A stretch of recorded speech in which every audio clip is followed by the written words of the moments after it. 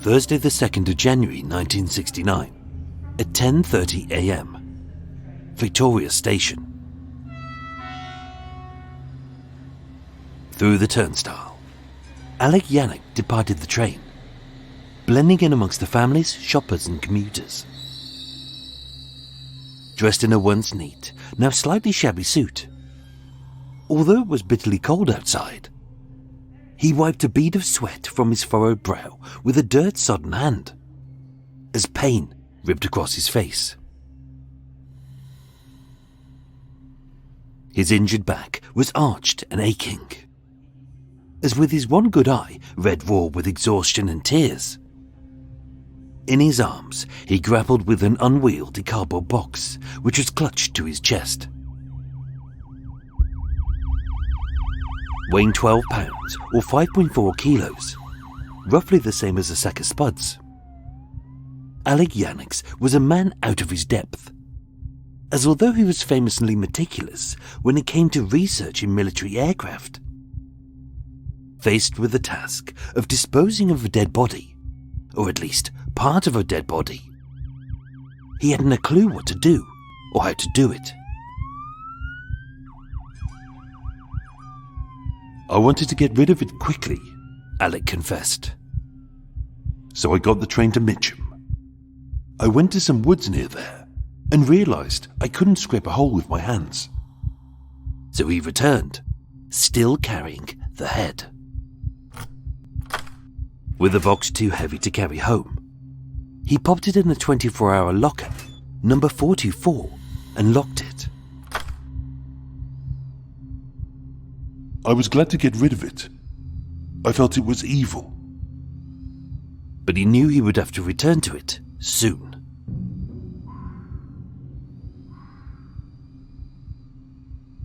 The police mistakenly believed that the murderer of Nora was a monster, an experienced serial killer or a sadistic psychopath, owing to the neat and meticulous way he had disposed of her body. Only it wasn't. As being nothing more than trial and error, Alec Vanags made many mistakes, and the first he had already made. As Alec returned to his gloomy ground floor flat at Kendall Villas, through the darkness and the distinct lack of festive cheer, gone was the familiar shrill as Nora barked at her slave.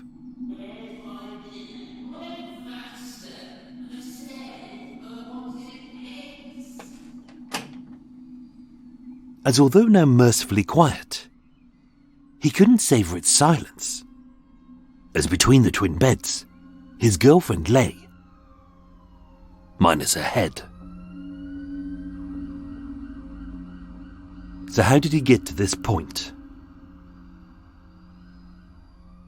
On Sunday the 29th of December 1968, having bludgeoned Nora to death with a broken air pistol, I didn't know what to do. So for 4 days, he did nothing. He went to work. He did his job. He came back home. And with nobody having reported her missing, as promised, neither did he. Each night he slept in the armchair in the sitting room, as slowly her decaying headless remains lay oozing. On Thursday the 2nd of January 1969, Alec took 2 days off. Having been Nora's skivvy for months, no one at McDonald Publishing queried this, as they believed she was still making his sad little life hell. That day, I decided the only solution was to dismember and bury her body. Something he had no experience of, not being a monster. I couldn't find the nerve, so I bought a bottle of vodka. Told myself, do it now or you never will, and drank half of the bottle. I don't usually drink. I went up to Nora's body. I shut her eyes, and with the hacksaw, I cut off her head. I felt sick. I vomited next to the body. But with her murder as unplanned as her disposal, he didn't have anything useful to wrap her in, so being frantic, upset and exhausted, he grabbed what was to hand, like a shirt, a woolen cardigan and a cotton tea towel, not even once thinking about how quick the skull would decompose.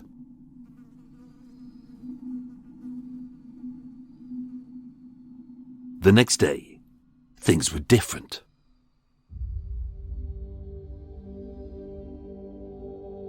His rational brain had kicked in. So having glugged back the last slugs of the vodka, I cut up the rest of her body. He began by disarticulating the hips and the knees.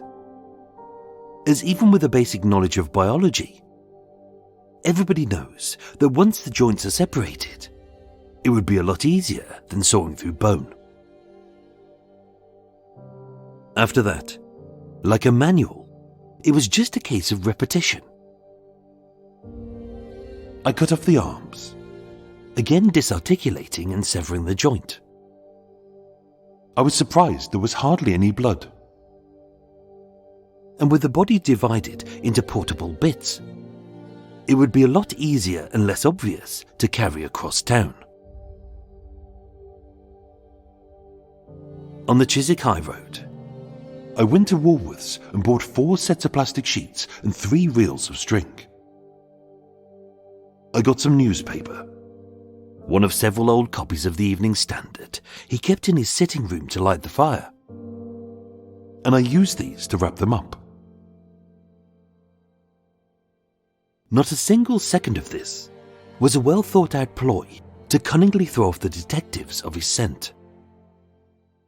It was simply that, as bodies ooze as they decompose, it didn't take an expert to know that he had to wrap them, as he could smell it.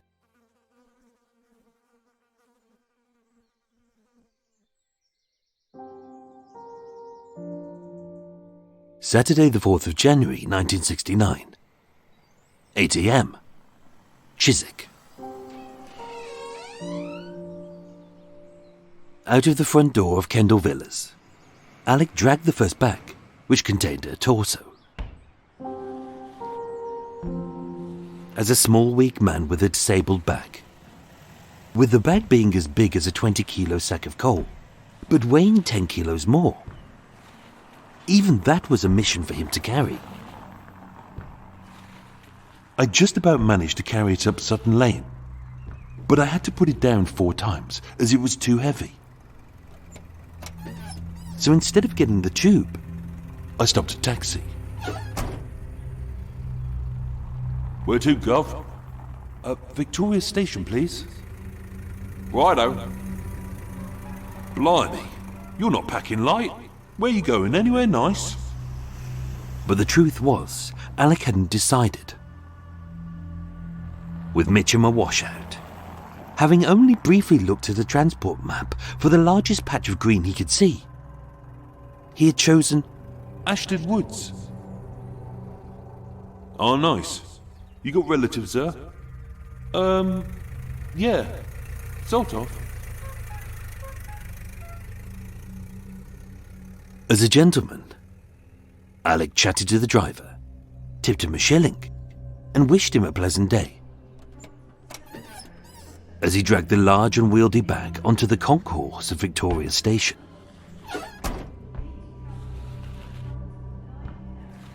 It may seem strange that nobody batted an eyelid, not even the constables on duty, at the profusely sweating man struggling to drag a body-sized bag across one of London's busiest stations in broad daylight. But then, everyone had a bag which was fit to burst.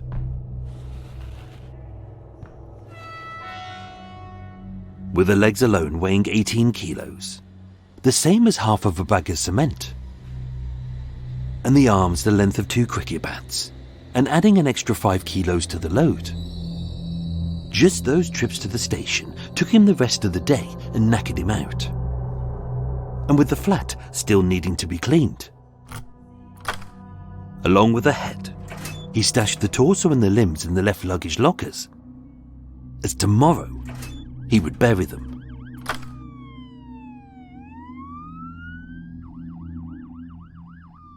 Saturday the 5th of January 1969, 7 a.m, Victoria Station.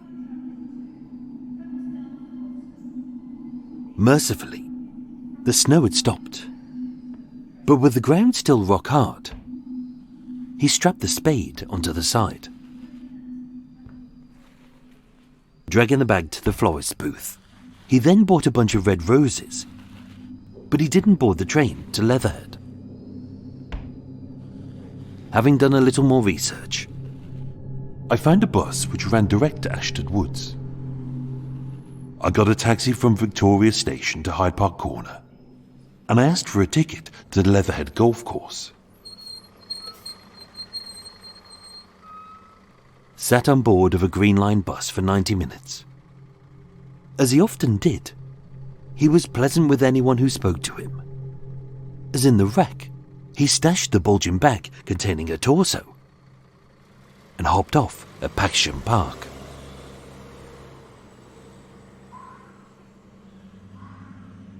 With the road quiet and the golf course empty, I waited for the bus to go, and then dragged it behind some bushes and covered it with branches.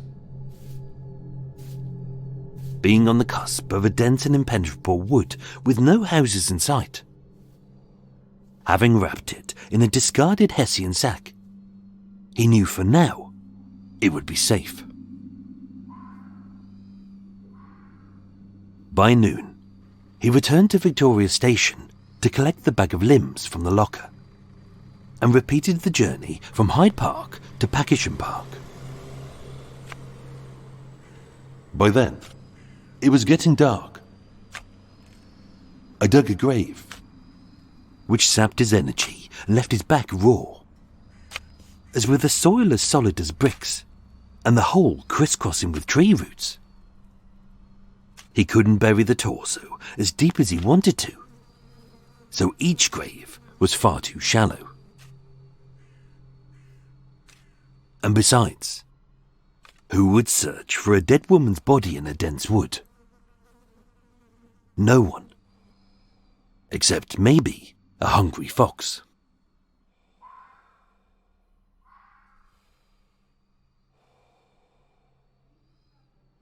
With the sunlight beginning to fade, and the burial almost complete, as he had already done twice that day, Alec busted back to Victoria Station to collect the final piece of Eleanor essence, her head.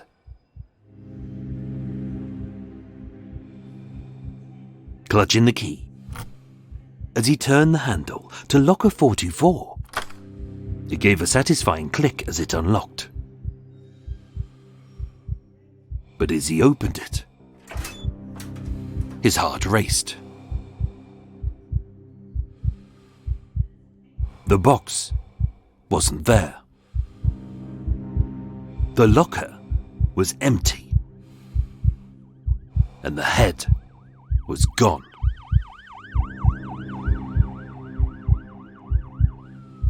It was the right locker at the right station, and he had the right key.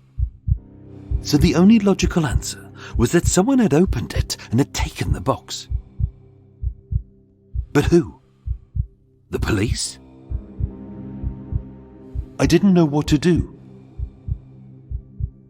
And although he panicked that perhaps a detective was watching him and was ready to pounce, the answer was staring him in the face. As above his head was a large sign which read, 24-hour locker. It had been there for 3 days, so station staff had cleared it out that morning.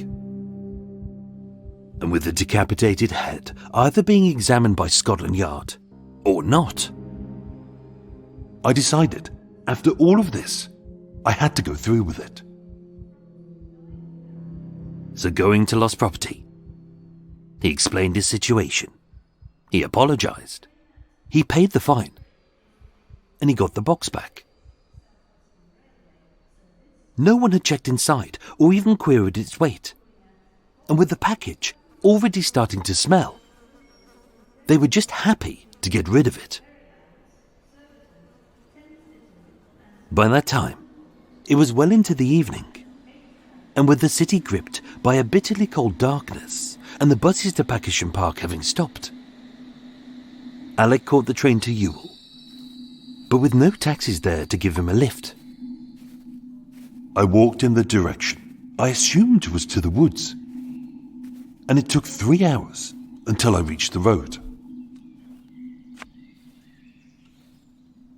Cold, aching and exhausted, I buried the head.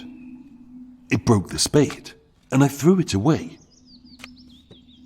I planted some red roses with the box. Into a tree, I remember cutting the letter N. as in Nora. Only this wasn't a clue to torment the police, but a memorial to the woman he loved. Back home, I tried to clean the carpet. It was too bloody, so I cut it out and threw it away, as well as the hacksaw into a metal disposal truck near Sutton Lane. miraculously, even though he had no idea what he was doing, through a little bit of planning and a meticulous mind, somehow he had gotten away with murder.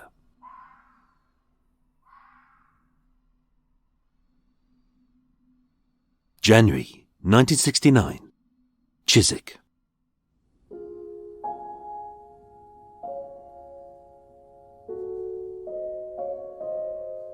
When the neighbours asked, Alec told them, She finally left me. which nobody queried, as it was just nice not to hear her nagging. So most evenings, this quiet little man sat in, reading a book. He said the same to his colleagues, and with her no longer stalking him, the office's mood improved. And as the staff at Latvia House knew him, having paid Nora's outstanding bill, they gave him her stuff and cleared out room 16. With at least the last decade of his life being loveless, he admitted he enjoyed the newfound freedom of being a single man. And in June, at a dance at the Hammersmith Palais, he met a girl called Denise Abbott. They dated, they fell in love, and by the August, she had moved into Kendal Villas, and they lived happily together. And with Nora no longer there to scoff at him, he rekindled his relationship with his daughter, Linda. He had a new life now, with new loves, hopes, and dreams. So with no need of reminders of the life he once had, as the memory of her faded as fast as her skull in the shallow grave. Telling his loved ones, She didn't want the gifts that I gave her. her dresses, her shoes, her rings and her fur coat were all given away. And with no one reporting her missing, as even the police had a long list of dates she had vanished without a trace, only to return when and if she wanted to. She wasn't seen as lost, just absent.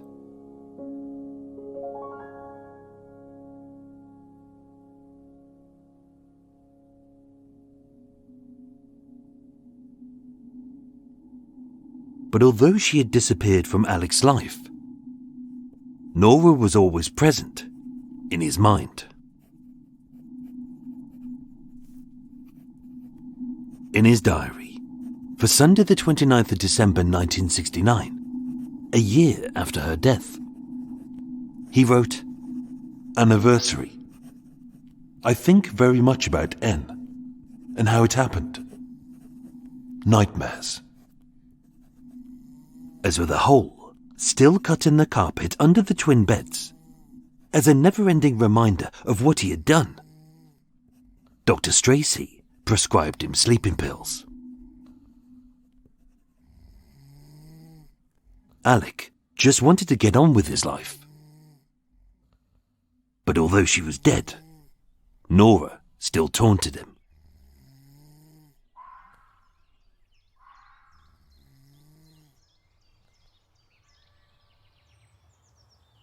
Sunday the 29th of August 1971. 2.5 years later, and 16 miles south. As the greenkeeper's hut is close to the 10th hole bunker, said Norman Stones. I finished up my duties at 7:40 a.m. I raked it over, and on the front crest of the centre of the bunker, I found a bone. Stripped of meat and freshly dug from a shallow grave. It was the first of many that would alert the police.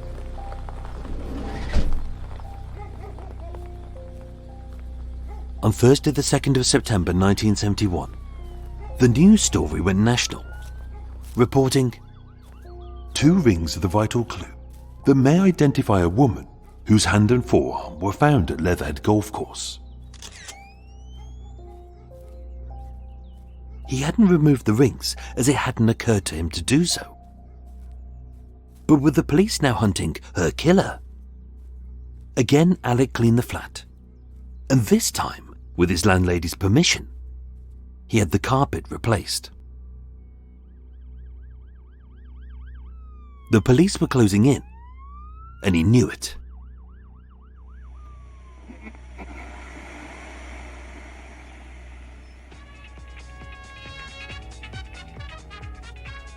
On Saturday the 13th of December 1971, at 5:55 p.m, Alec and Denise were sat in the sitting room of Kendall Villas, watching ITV. Good evening. If I may, I'd like to take you back to mid-June. As a short public service programme after the early evening news, Police 5 was a 5-minute long appeal by the police, hosted by Shaw Taylor. The episode was about a woman's body found at Leatherhead. Denise told Alec, "I thought it could have been Nora," as she knew that Nora had left him, but hadn't returned for almost 3 years. That the description matched her details.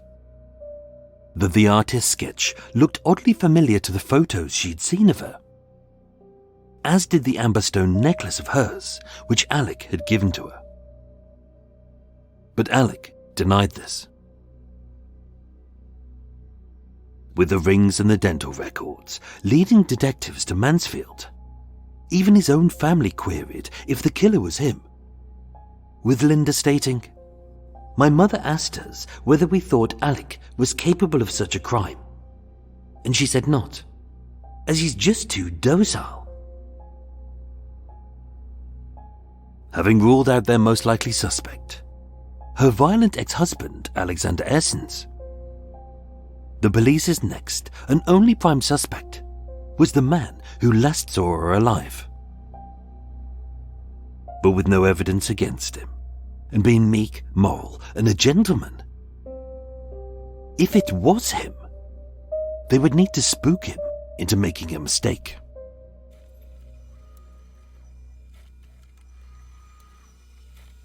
On Thursday the 18th of November, the press announced, An alert went out to all ports and airports to look for a man. The police want to help them with their inquiries.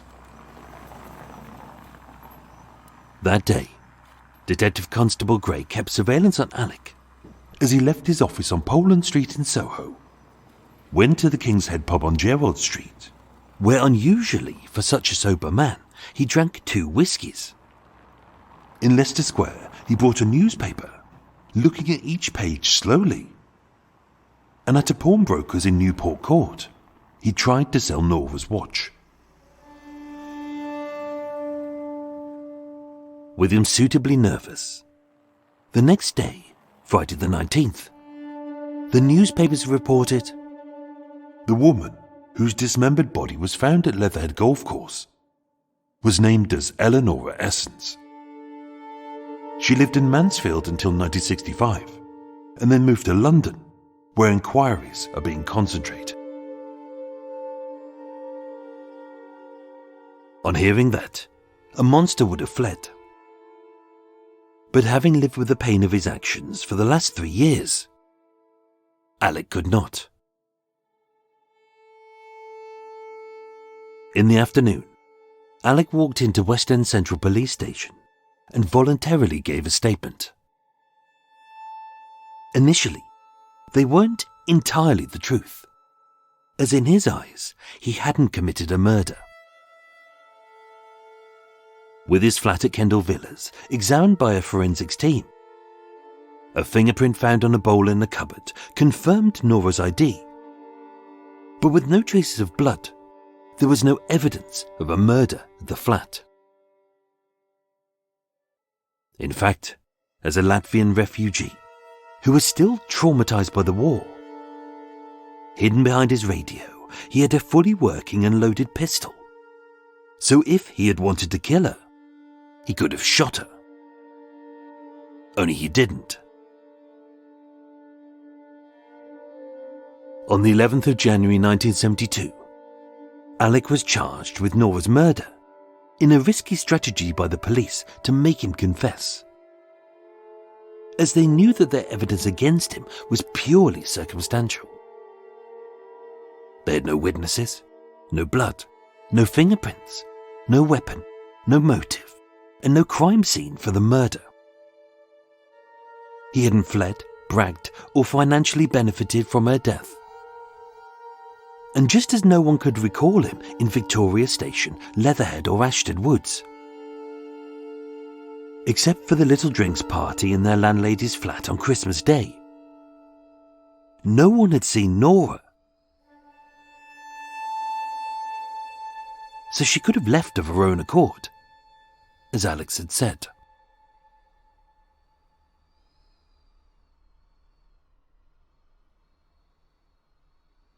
The case against Alec Vanags was about to collapse.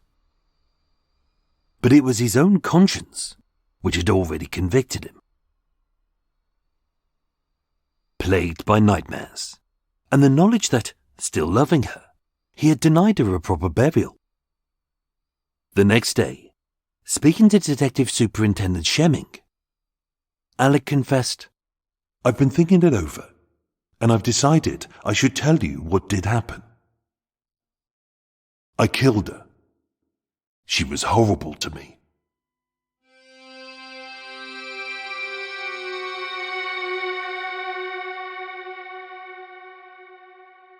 In the interview room of Dorking Police Station, he confessed, "I only wanted to knock her unconscious, not to kill her." Tried in Court 4 of the Old Bailey from Monday the 2nd to Friday the 7th of July 1972, Alexander Vanags pleaded not guilty to murder. Given the evidence, he admitted to killing Eleanor Essence, dismembering her body, and burying them in 3 shallow graves. But with Basil Wigador QC arguing a defense of extreme provocation, having retired for 90 minutes, the jury returned with a unanimous verdict of guilty of manslaughter but provocation. With Justice Swanwick summing up, "Despite the circumstances of provocation, you used a terrible weapon which happened to come to hand. Had you thought about it, I think you could have overpowered her." But hindsight is a wonderful thing. And besides, this wasn't the culmination of one fight which got out of hand, but the end of 12 years of persistent abuse, humiliation, and assault. On the 12th of July 1972, 44-year-old Alexander Leonard Vanags was sentenced to 3 years in prison. And having quietly served a little over 2 years, owing to good behaviour, he was released in 1975. Having walked free from Wormwood Scrubs prison, prisoner 105197 disappeared from the police records. And going on to live a good life in Hornsey, 87-year-old Alec died in November 2014. Whereas a meticulous little man, the rest of his life had revolved around the things that he loved. His family, his work, and his books.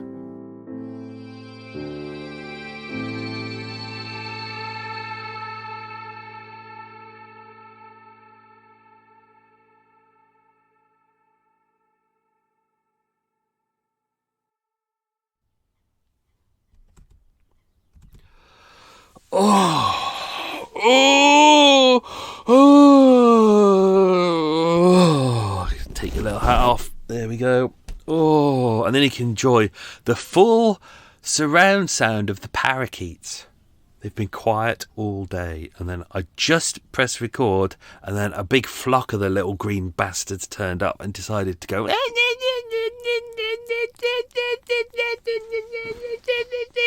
as they do.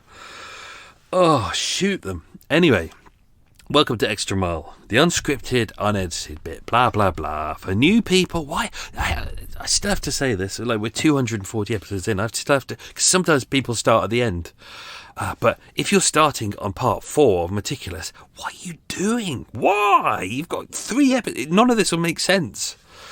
Or it'll ruin everything. And you, anyway. So, this bit we do some chat, we do some quiz questions. I fill you in on some details in the case, and then I bugger off to the coffee shop, which I'm going to do shortly. So I'm going to have a tea today. There we go. I'm just going to pop on my tea. Well, it's not really tea. It's black coffee. I'm trying to get back on my diet again, because I didn't exactly balloon, but things like that. So what's going on while we're waiting for the water to brew? PCAG popped by the other day, but Police Constable Arsenal Guinness and the Metropolitan Blood. So thank you very much, Police Constable Arsenal Guinness. That was great. We recorded 3 new episodes of New Blue, which was good fun. It was lovely to see PCAG again. I haven't seen him in ages. Well, November, but that's ages. And we had fun. I lured him in. It's like a donkey with a carrot. I have to lure him in with high quality burgers with halloumi and some icy cold Guinnesses. If you need PCAG to do something, high quality burgers with halloumi and Guinness. That's what you do. So that was good. So thank you, PCAG. Those episodes will be coming out probably July-ish.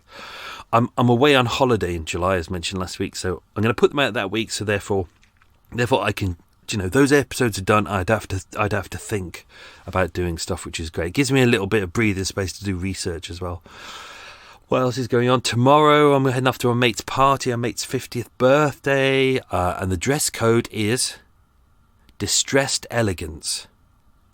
Yeah, did you just cock your head to the side and go, what?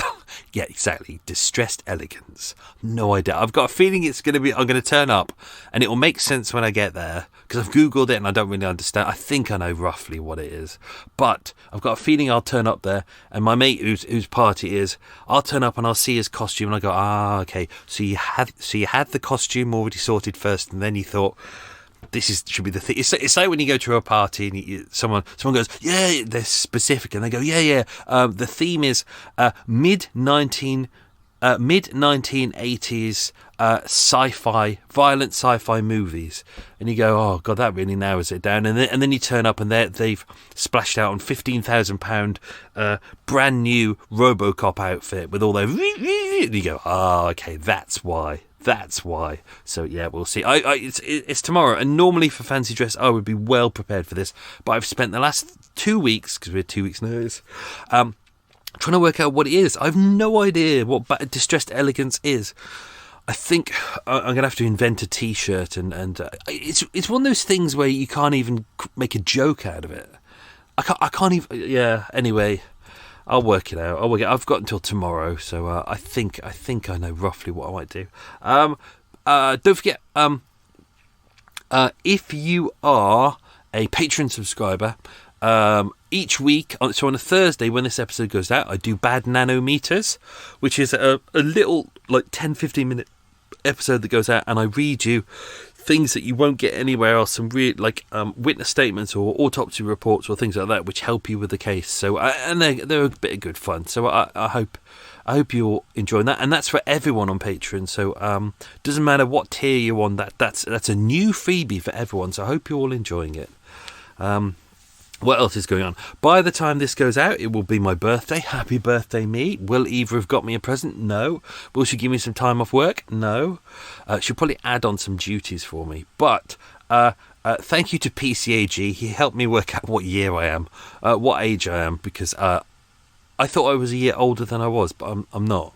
So, because he's a year older than me, he was able to go, no, you must be this age now. And I was like, oh, I didn't know. So that's great. So a birthday present to me is that I gained a year, or I'm not as old as I thought I was going to be. So there we go. Let's do the quiz questions. We might have to stop halfway through. Oh no, hang on. Let's stop my kettle brewing now, because as we all know, I don't end up drinking all of it. Yeah, I'll do. That's not. There we go. In my plastic recycle. I just almost tripped over your little hat. I use my little recyclable Starbucks mug. I even use it at home because it's a thermal one. It holds the heat really nicely. So there we go. God, Michael, your life is so exciting. Right, let's do some quiz questions. Don't forget answers at the end. So question number 1: where was Alec coming from when he left the train at Victoria Station? So when he was coming into Victoria Station on the train, where was he coming from?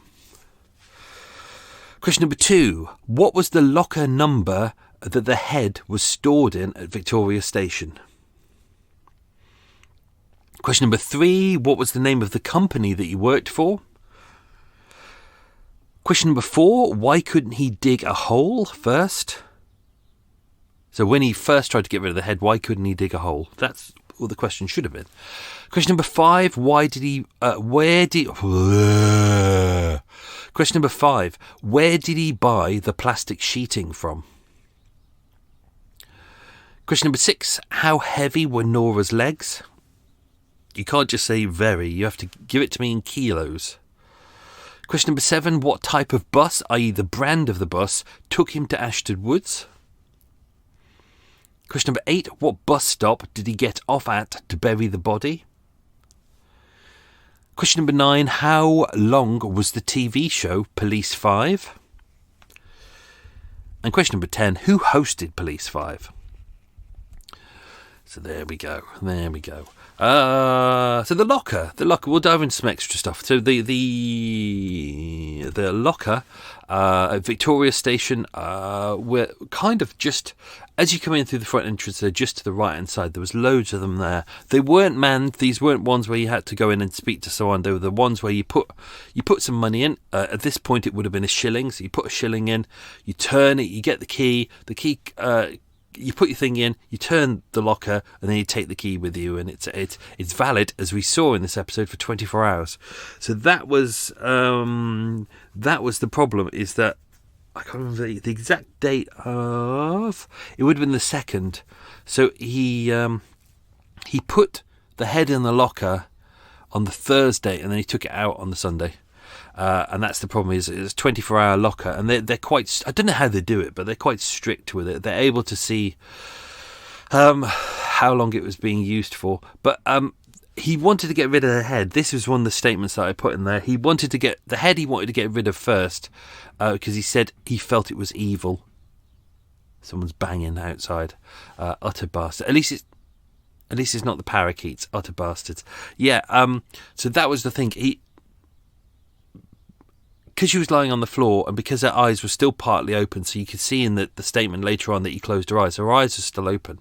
So when he goes into the bedroom, she's there lying on the floor, dead, but her eyes are still open, so i.e. still looking at him. So it kind of terrified him. So that was the thing that he wanted to get rid of first, was her head. Therefore, she's not looking at him. You kind of see that quite a few times with various murders. That sometimes if they murder someone, they will cover over the head, so the person is not still looking at them. I'll read part of his statement.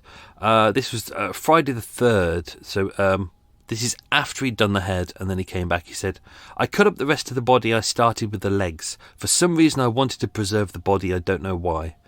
I went to and bought 4 sets of plastic bags. It was actually sheeting, string as well. I went home after work and started with the legs. I drank the remains of the vodka. I cut up the legs and wrapped them in plastic. I got some newspaper and used it to wrap them up. Then I must have cut the arms off. I was surprised there was hardly any blood. I put the legs and arms in the blue grip, but the torso was too big. Oh, lovely. What a delightful day he must have had. So, yeah, of course there would be very little blood because she's already started to decompose. But everything was starting to decompose, so she's oozing already. So that, with the carpet on the floor, even though he'd killed her in the sitting room, because he immediately kind of moved her to the bedroom on the carpet in between their 2 beds, and then he moved the beds together so he didn't have to kind of see her anymore because there were twin beds. She lay there for a couple of days because, as mentioned in the episode, he didn't touch her for 4 days because he didn't know what to do. He was kind of all over the shop. So therefore she's oozing, and kind of blood and fluids are kind of seeping into the carpet there. Obviously it didn't seep into anywhere below, because below there is the cellar that he only partially had access to. Therefore when he started to get rid of the body, there'd also be fluids getting on the carpet then, but they'd also seeped in. So that's why initially he cut out that piece of carpet. And I think at one point they said he used part of the carpet, he flipped it over and used it in the kitchen, but then he decided to get rid of it into a kind of a passing not a recycling truck, but a kind of a refuse truck. He threw it in there. And then he convinced his landlady. It was a new landlady by that point. Mrs. Dr. Stracy had moved on, and it was a new landlady. So because it had been the carpet was a little bit worn, a little bit old, and he turned around to her and he just said, "Look, we've had this carpet a long time. It's getting a bit worn out. He'd given a deposit, and I think it was like 15 quid. He said, is there any way I can use the deposit, give you some money towards it, you put a bit as well, because it is your house, and we get a new carpet? And she was like, yeah, it's not a problem at all. So she didn't find it unusual at all. So therefore the carpet got entirely disposed of. And because it had been 3 years, and he'd spent a lot, because he's a meticulous person, he'd spent a lot of time cleaning up, and because the area was concentrated from where he'd killed her and where he'd cut her up. Obviously, by the time the forensic team... Well, they weren't called forensics then. They were the scientific department. By the time they came in, there was no blood that they could find. Not even a drop. He'd really gone over it thoroughly. Obviously, today they probably could have gone in and used all their fancy stuff and found traces, because there's always traces. But not in 1972. The blue grip holder, the police managed to track that down. It was made by Morris Wakely of L. Lawrence Limited in Kettering. We don't quite know how Alec managed to get access to that bag. Maybe it was just one he found in the street or something like that. But that was one of the blue grip bags that he found. I think that was the slightly larger one that he had to put Nora in, because her torso was too big. What's that? Something just fell. As it said in the episode, he said, I managed to carry it up Chiswick High Road, which was the arms and legs. Same with the torso. He had to put it down 3 or 4 times because it was a real struggle to carry it up the street. Hence, he decided to get a taxi. In order to do this episode, I worked out her height and her weight, and then I individually had to go through and work out how much each body part was, because it wasn't in the episode, and because a big piece of this was about him carrying the body parts and really struggling with it, I really wanted to work out how heavy they were and how much they would be, and then put them in reference in order to, I think one of them was the equivalent of a bag of potatoes, and another one was half a bag of cement. So that kind of puts it in context, even if you don't know kilos and pounds and stuff like that. As mentioned, the reason why he chose Leatherhead Golf Course was entirely arbitrary. He said he was literally looking for the biggest expanse of an open area on the London transport map. Initially, he looked for a local one, which is why he went kind of south of the water, but quite close. And then he saw kind of Epsom Forest, Ashdown Woods, and because he used to live in Cheam is not too far away, so it's kind of an area that he wasn't super familiar with, but he kind of knew that it was quite an expanse.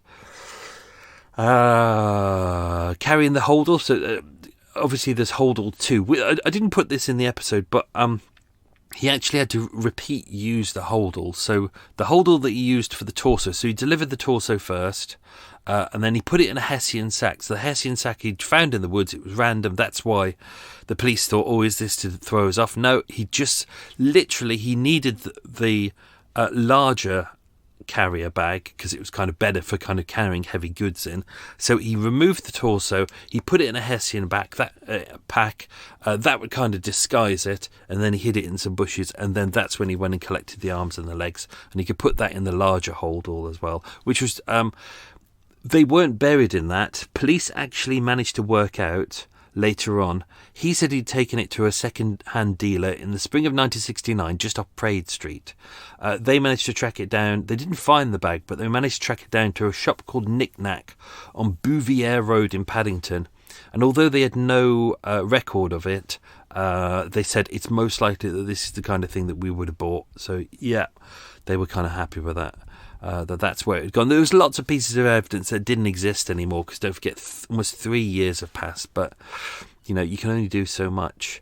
The head missing in the locker, that was a bit of a shocker for him. He said, then I decided to check if the locker was still there, and it wasn't. So for a moment I didn't know what to do. I decided after all of this I would go through with it. I went to Lost Property. I asked them about it. They explained the rules, as you do. Oh, yeah, well, it's only 24 hours. And you put your shilling in, and you 24 hours. If anything more than 24 hours, we take it out. I'm a job's worth. So, yeah. So, but they obviously they didn't check the content. It's not really the thing, is it? It's like if your job is looking after the lockers and things, you don't kind of open up every bag and go, ooh. Also, it's not your property, so they have to wait a period of time until it becomes classified as lost property. But by that point, it's not lost property. It's someone's property that they just haven't quite collected yet, which I'm sure at train stations happens all the time. They probably get, if you have 100 lockers, I bet there's probably 5 or 6 a day that they're like, oh, another arsehole who can't read the signs. But yeah, so he could have got caught out then, but he didn't. I guess if he would have come back a couple of days later and it would have smelt more, they probably would have started investigating it, but they were just happy to get rid of the box, and the box turned out to be the head. Lovely, lovely, lovely. What else we got? Roses. Police were able to track down. There was evidence of roses there, but they worked out that in the grave was a polythene flower wrapper marked with Hortico Limited, which they found in grave 2, which I believe was the torso. And this came from a company called J&E Page Limited of Covent Garden. Problem was, they confirmed that this kind of wrapping was used right across the country, so it wasn't specific to one thing. But they did say that they do service Victoria Station, so he would have got the flowers from there. And Alec he confirmed this later on. The bus, I've forgotten all what the quiz questions are now, so if I balls them up, don't worry about it. Don't forget that during that day, this is why we mention all about the weather in the first episode, because it's kind of key, the fact that it had been a really hard frost, and that's how they were able to work out where the burial had happened, because it was at the start of the non-growing period, which is when a frost really kicks in. Plants do not grow anymore; they just kind of go into their own hibernation. So that the forestry pathologist was able to pin it down to kind of end of December of 1968, and when they kind of looked at the weather, it was kind of a hard frost had kicked in at that point, and then for the first time in ages, and people who live in Britain know that we haven't had a white Christmas in a long time, and we probably never will. So therefore, that Christmas the ground was hard, but it was also snow covered as well. By the time he started to bury the bodies, the ground was incredibly hard. It started to rain a little bit, so the snow was going, but it was still hard underneath, which is why it was a real nightmare to dig down. But yeah, it's funny that he moved all of the parts of the body to Victoria Station. I think he just wanted to get the body out of his house so he wouldn't get caught. But it does kind of expose him quite a lot, carrying it across town and being seen to go into a station and carrying big parcels. But weirdly, no one batted an eyelid at all. I think just because he's kind of an innocent looking guy, he's quite sweet. He's got a little suit on. He looks like a bookworm. Therefore, no one really went, oh, look, there's a man carrying part of a dead body. Do you know, I guess if he would have been shifty looking and lots of tattoos and, do you know, a scar across his face and a T-shirt saying, oh, look, I'm a serial killer, then someone would have gone, oh, call the police. But, you know, he just looked like a guy who was going on holiday. So no one really paid much attention. What else have we got? He moved all of the stuff to the train station, but then with a little bit of research, he was like, hang on. If he would have got the train from Victoria, apparently the train, he could have got the train to Leatherhead Station because Leatherhead Station was open. But the problem is, it's like a 2-mile walk after that, or you can get a taxi. But he doesn't really say this, but I think in his mind, what he didn't want to do was get a taxi, because then someone will be like, oh, you're a random guy and you've got a big bag and you want to go to a really, really random place in the middle of nowhere and you just want me to drop you off, really?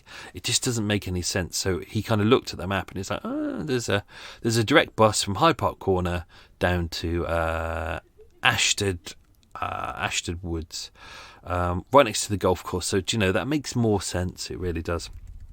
He said, I got off the bus, I waited for it to go, and then I dragged the heavy holdall along a kind of a path. I didn't put this in the episode. It was near to an old battered car. So by the side of the road, there was an old battered car, and he knew at that point, you go there, and then you take a left into the woods, and then he would find where he'd stashed everything else. Because don't forget, this is a really dense forest full of bushes. It's, when you look at the pictures, it's hard to walk through. It's like, this is why it took them a couple of days to find the shallow graves, which were only a couple of yards apart. It's because it's so dense. It really is impossibly dense. And so he picked a good place to kind of bury the bodies, but he really should have gone in deeper, and if he could have done physically, he could have buried them deeper, but I guess that was part of the problem, wasn't it? What else we got? Won't do that. Second trip, we've got that. Quiz questions, I don't want to give those away. As mentioned, yeah, he got the spade from Cutler's, which was a hardware store on Brewer Street in Soho. So it's not too far away from where his office is, because his office is on Poland Street, which doesn't quite, but almost intersects with Brewer Street. Give or take, like one street. So he kind of knew this place, and of course, he's not a suspicious man. He just walked in and said, can I buy a spade, please? Don't forget, it's winter. It's winter time, so people wouldn't have thought, oh, it's weird, there's a man buying a spade and it's winter. What gardening is he doing? They're probably thinking he's clearing the drive. Something like that, something simple, or digging the car out in kind of winter. So, they didn't have the spade. They couldn't find it. Even he threw it into the woods, and they were never able to find it. But because he told them what hardware store he went to, they were able to go there and get examples of it. And then they took them, when he was finally arrested and confessed, they took the versions of a spade back to him, and he was able to say it was that one. It was that type of spade, but they never found the spade.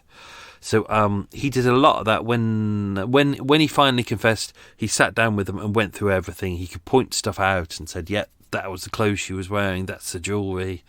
You know, he was once he decided that he wanted to be 100% honest about it, that kind of did him in good stead. And I guess it did him in good stead in full as well, because even though the police didn't have enough evidence, there is enough cases out there of police being able to convict someone even though a body hasn't been found. So this could, I mean, maybe unlikely, it could have got to the point, but do you know, if it would have gone to court and he would have still been there going, no, I'm entirely innocent, I had nothing to do with it, and then they pull out some evidence proving that he did do it, do you know, maybe there was someone who did see them, but never came forward, or just never put the pieces together. Do you know, maybe that could have been detrimental to him in his court case, but because he was there in court, he was like, yeah, I killed it, and this is why. I cut the body, this is why. I buried the body, this is why. Yeah, it's I think because he's quite a sympathetic character as well, they could see that he was quite henpecked and put upon and really beaten down by her, and physically beaten. And don't forget, they were able to go to the various hospitals as well who treated him for wounds committed by Nora on him, and also his work colleagues as well, and people who knew him. Kind of, you know, it's her sitting in his office glaring at him and being nasty to kind of any woman who comes near him. You know, quite a possessive woman. So yeah, I think there was a lot of evidence against her, even though Nora couldn't kind of stand her ground in court because she was dead. I think there was a lot of evidence against her, even though she is the victim in this case, although technically he is a victim as well. So, which is why I found this case really fascinating. It starts with that's what I wanted to do with the police saying it's a monster. I wanted to give you all the evidence, so you kind of go, oh, well, it must be a serial killer. It must be someone who knows what they're doing. They must be violent. They must be skilled as a butcher, or, you know, kind of all these theories that people come up with because they always want it to be more exciting than it normally is. But when you start getting into the story and you start realizing that kind of she's quite nasty and really violent, and even though she's running from a violent past as well, she's violent to him, so it's kind of perpetuating. And he's, you know, maybe at one point he may have, you know, I don't think he would have ever killed her. I don't think. I think he just snapped. I think it was just too much. Even with some of his statements, he even says that because he wanted this to end amicably, because she'd already at this point started saying that she was going to leave him. So he wasn't really pushing it at that point, because he was like, well, you know, if she leaves, then therefore I don't have to break up with her. Therefore that makes it easier for me. But as we read in one of the earlier statements, he just wanted it to be amicable. If they could end as friends, that's good. He didn't want all this upset. Therefore, he actually helped her move into Latvia house. So that's why they kind of knew him there, because he'd actually been to a party there before with her. So he knew Latvia house. They knew him. Don't forget, he speaks Latvian as well, because he is Latvian. Therefore, and people kind of liked him as well. So given the fact that the relationship was coming to an end, he kind of wants that to happen. He's being amicable because he doesn't want her to stay in kind of a hostel over Christmas. He's just being nice and saying, look, it's your birthday, Christmas Eve, come on round to mine, stay for a couple of days over Christmas. He's going to be by himself anyway, and he's kind of hoping it will be amicable and nice, but she's still nasty. She's still being a bit of a nasty bitch about this and really treating him badly and being violent towards him. And I think it was just after 12, 13 years, you can only take so much, and he just snapped. And he just like that. So, what else we got? So, yeah, him carving the N into a tree. So, of course, that wasn't to deflect the police and make them go, oh, is it a clue? No, it's just, he wasn't really thinking about it. He was upset. He was emotional. He'd killed the woman he loved. He buried her body. He knew it was the wrong thing to do. He wasn't giving her a proper grave. Therefore, he bought the flowers. Therefore, he carved a kind of a little initial as kind of a reminder to him and kind of a memorial to her, as you would do on a grave. But that was it. It wasn't anything cleverer than that. And even the way he kind of did all this, we kind of set up at the start that it's kind of, look how clever it is, and he was only caught because foxes got hungry. You know, as you've seen with his story, a lot of mistakes because he's not experienced in this. He doesn't spend all of his time going, dead bodies, how would you cut them up? But, you know, he's obsessed with, if this was an air crash or something like that, he would be the most useful person in that whole plane of all those people because of his knowledge. But anything else in the world, just not of any use at all, really. Getting rid of some of the stuff. So the amber necklace, that had been, as far as I can see, there are a couple of necklaces. So one necklace was given to his daughter. The watch, he tried to part exchange it at a jeweller's in 18 Newport Court. So it's just after he was reading the newspaper, and he was seen by the detective who was keeping a surveillance on him. It was seen him going into this second-hand place. He knew the guy who ran it, a guy called Gulliban Shah, who knew Alex. I wanted to exchange it. He wanted to exchange the watch so he could buy something nice for his new girlfriend, who was Denise Abbott. And he didn't. He kind of knew Alec, because Alec would often call into his shop to buy kind of special stamps and things like that, because he's a stamp collector as well. Obviously, he's obsessed with aircraft. He likes stamps as well. So Denise got one of Nora's rings. His daughter got quite a few of her possessions. His daughter was like an 19-year-old student by that point. So obviously she hasn't got nice clothes. She hasn't got things that she really wants. And because Nora had nice, expensive clothes, she was more than happy to accept them. You know, second-hand clothes from a woman who's not dead. You don't think of her as dead, but like as Alec had said, these were presents that I gave her. She didn't want me anymore. She didn't want the presents. She left them here. I don't want them. You can have them.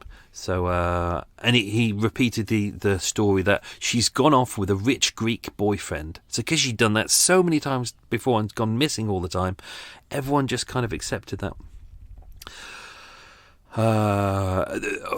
Didn't put this in the story. It was something I was going to put in there, but one of the witnesses in the court case was going to be Denise Abbott, so his girlfriend, and she was called into court as a witness. But the problem is, it had become so traumatic for her, even though she really loved Alec and they really got on really well. With the evidence coming forward of the fact, and with the fact that he'd already admitted in court that he'd killed her and he cut up her body and he buried her, when she went to give evidence, she screamed and ran out of the court. And they couldn't get her back because she was absolutely frantic. So in a lot of the news reports, that's what they focus on, is woman screams from court. That's the kind of the big thing they pick up on. But so in the end, she didn't have to give evidence, but she'd already given a witness statement, which we partially read in the episode. So that was used in evidence. As was the diary. He had two diaries, one in Latvian, one in English. They translated the Latvian one, and they saw in there where it said anniversary, I think very much about N, about how it all happened, nightmares. So he's still suffering with anguish here. One of the pieces I didn't put in the episode, only because it makes it sound sinister, but when you look into it, it's not that sinister. So he kept a chart of all his ex-girlfriends and his current girlfriends, like Denise and Nora, and the police found this, and he'd marked the qualities of his girlfriends 1 out of 1 to 10, and Eleonora, so Nora, was 10 for almost all of them, like love life and physical qualities. But then he drew up a list of all of the negative things about them, and a lot of it was kind of the lies and the nagging. So that was on there as well. But also, he kept her pubic hairs. Now, that may seem really, he kept her pubic hairs, he must be a serial killer.